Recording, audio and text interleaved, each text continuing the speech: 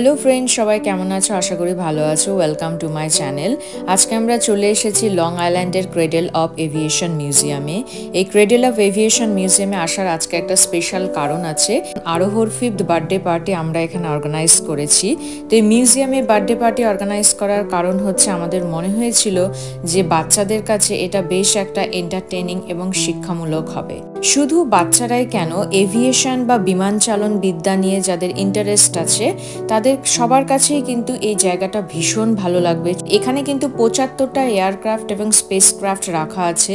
প্রতি যুগে এভিয়েশন বা বিমান চালন বিদ্যার কি করে ডেভেলপমেন্ট হয়েছে সেগুলো কিন্তু বিভিন্ন ডিসপ্লের মাধ্যমে এখানে বলা আছে এবং সেগুলোর সম্বন্ধে কিন্তু ডিটেলড ইনফরমেশনও দেওয়া আছে এবং সেই ইনফরমেশনগুলো কিন্তু ভীষণ ইন্টারেস্টিং। সেই রাইট ব্রাদার্সের এয়ারপ্লেন বানানো থেকে শুরু করে স্পেস শাটেলের বিবর্তন সবকিছুর হিস্ট্রি কিন্তু এখানে সুন্দরভাবে দেখানো হয়েছে।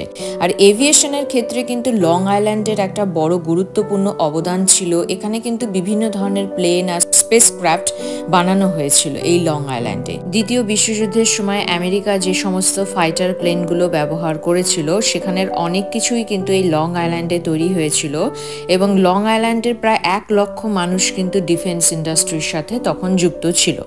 এরকম হিস্ট্রির বিভিন্ন জিনিস কিন্তু এখানে লেখা আছে এবং এখানে স্টাফরাও কিন্তু ভীষণ নলেজেবল, ভীষণ সুন্দর করে তারা এভিয়েশনের বিভিন্ন হিস্ট্রি নিয়ে কিন্তু আমাদের বলে বোঝাচ্ছিলেন। এখানে কিন্তু একটা A6 ককপিট এবং আর একটা F14 ককপিট রাখা আছে।